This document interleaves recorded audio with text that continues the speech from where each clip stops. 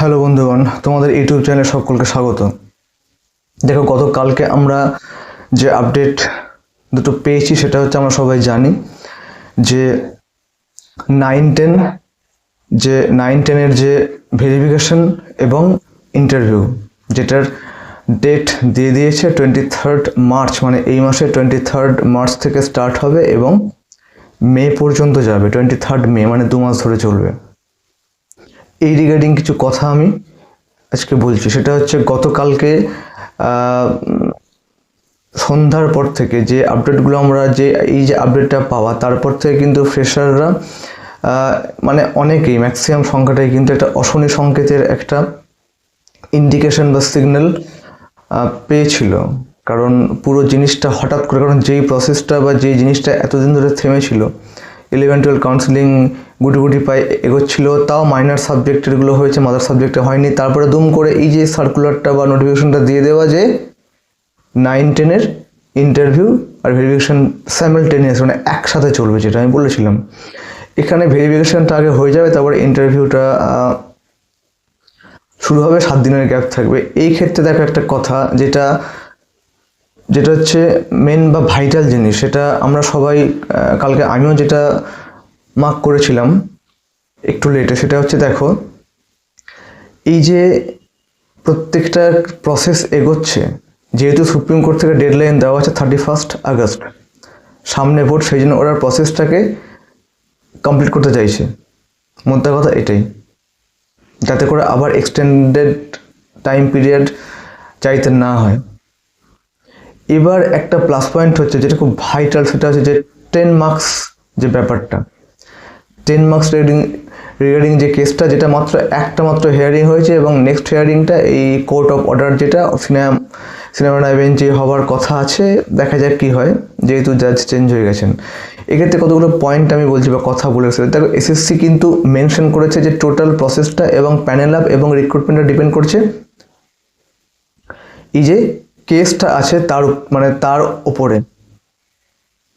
এক্ষেত্রে দেখো, যেহেতু সুপ্রিম কোর্ট থেকে টাইম বাউন্ড দেওয়া আছে, একটু আগে বললাম 31 আগস্ট, তাই জন্য ওরা তৈরি করছে। কিন্তু গল্পটা হচ্ছে, যেটা এসএসসি কমিশন মেনে নিয়েছে এবং ওরা মেনশন করেও দিয়েছে কালকে সার্কুলারে, 10 মার্কসের যে ওই লুভিয়ানা পারভিন যে কেসটা, 10 মার্কস যে কেসটা, এইটার উপরে ডিপেন্ড করছে টোটাল, এর রায়টার উপরে ডিপেন্ড করছে টোটাল প্রসেস, চাকরি, প্যানেল, সব কিছু।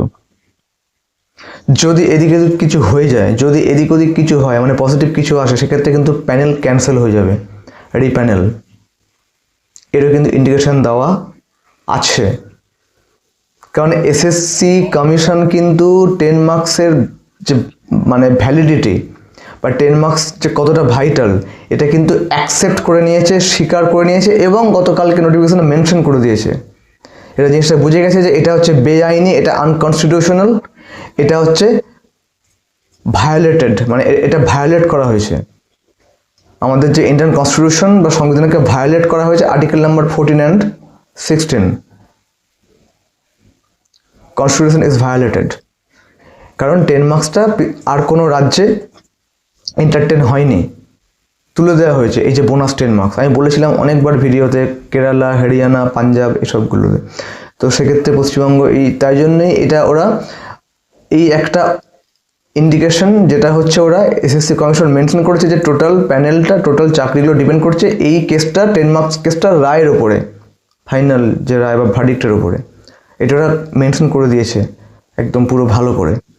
এটা একটা অশনি সংকেত। বা এটা এইবার এই ক্ষেত্রে দেখো একটা জিনিস, সেটা হচ্ছে যে এই মুহূর্তে দুম করে যেভাবে যেগুলো হচ্ছে হোক, হ্যাঁ, আর ভোটের জন্য প্রসেস আটকাবে না, এটা সবাই আপডেট আমরা জানি বা রাখি, বলছি না। সেটা হচ্ছে কথা হচ্ছে, দেখো যে এই 10 মার্কসটা কিন্তু ভাইটাল, এটা ভ্যালিড, এটা লজিক্যাল, এর মারাত্মক গুরুত্ব রয়েছে, যেটা আমি গতকাল রাত্রিবেলায় বুঝতে পেরেছি। যে এই যেহেতু এসএসসি কমিশন এটাকে মেনশন করেছে, পয়েন্ট আউট করেছে, ওরা স্বীকার করেছে, অ্যাকসেপ্ট করে নিয়েছে 10 মার্কস রায়, ভার্ডিক্ট।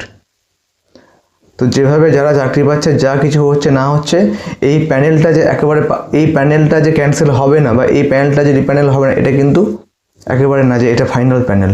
আমি নেগেটিভ কথা বলছি না, আমি নিউট্রাল পয়েন্ট অফ ভিউ থেকে বলছি। 10 মার্কস ওরিয়েন্টেড ব্যাপারটা বলছি, ঠিক আছে? তো এবার এখানেও ঠিক একই গল্প হবে 11-12 মতো, 9-10-এ এখানেও প্রচুর ভেরিফিকেশনে বাদ যাবে।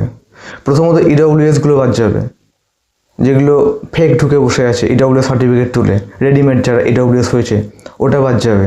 এখানে SC/ST গল্প আছে, টেন্টেড রয়েছে।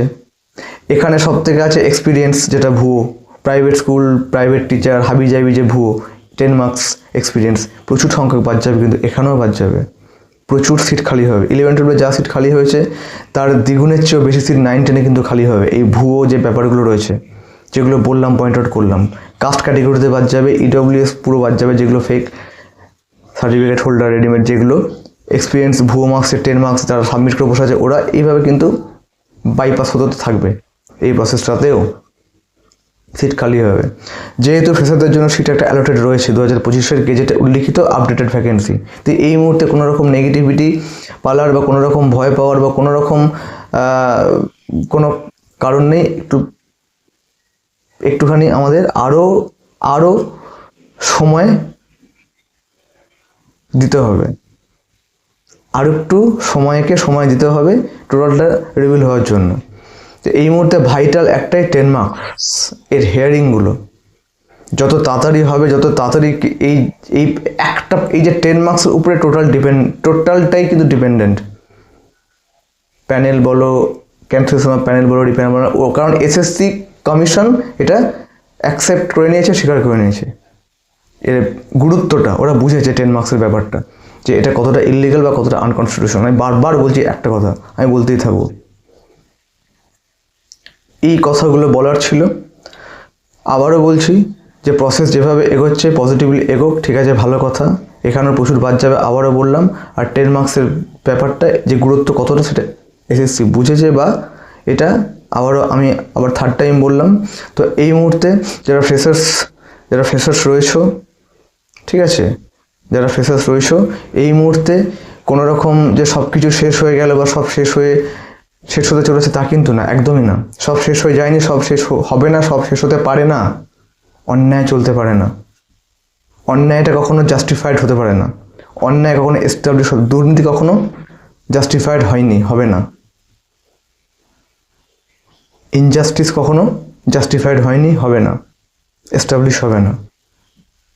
সময় লাগুক, কিন্তু পজিটিভ কিছু, ভালো কিছু, রে অফ হোপ কিছু বেরিয়ে আসুক, কিছু রিভিল হোক, এটা আমরা সবাই চাই, ঠিক আছে। এইটুকুনি বলার ছিল। আর আমার ডেসক্রিপশন বক্সে আমি আমার টেলিগ্রাম গ্রুপ লিঙ্ক এবং হোয়াটসঅ্যাপ চ্যানেল লিঙ্ক আমি দিয়ে রাখছি। একটু নিজের দিকে থাকবে, ওখানে ক্লিক করে অ্যাডেড হয়ে যাও। একটু পেশেন্স রাখো, কিপ পেশেন্স, একটু ধৈর্য রাখো, একটু পেশেন্সটাকে রাখো, বেটার ফর দ্য নেক্সট। দেখা যাক আর কি আপডেট উঠে আসে, কারণ এই নিয়ে তো অনেক সংশয় এবং জট পাকিয়েছে। একই সঙ্গে কাউন্সেলিং হচ্ছে একটা। আর একটা কথা বলে রাখি যে 11-12 যেহেতু কাউন্সেলিং চলাকালীনই 9-10 ভেরিফিকেশান ইন্টারভিউ হয়েছে, 11-12 কেউ কিন্তু এইখানে আসতে পারবে না, এই রাস্তাটা বন্ধ। যারা কনফিউজ রয়েছে যে 11-12 আবার এই প্রসেসে চলে আসবে, এইটা হবে না। 11-12 ওরা অলরেডি হাতে অ্যাপয়েন্টমেন্ট লেটার পেয়ে যাচ্ছে, তো ওরা ভেরিফিকেশানে যদি চলেও আসে কিন্তু ওরা ইন্টারভিউ এসব দিকে যাবে না। ওদের জন্য ওইটা নতুন করে ব্লকেজ কিছু ক্রিয়েটেড হবে না, এটুকুনি বলা যায়। 11-12 যারা এখানে আসতে পারবে না, এই প্রসেসে ঢুকতে পারবে না, কোনো মতে ঢুকবে না। এটা যেভাবে হচ্ছে সেভাবেই হবে, আর ওদেরটা কাউন্সেলিং ওদের মতো হয়ে যাবে এবং ওরা পেয়ে যাবে অ্যাপয়েন্টমেন্ট লেটার। এই হচ্ছে আজকের বিষয়বস্তু, এটুকু বলার ছিল। ভালো থেকো, বি পজিটিভ। ওকে।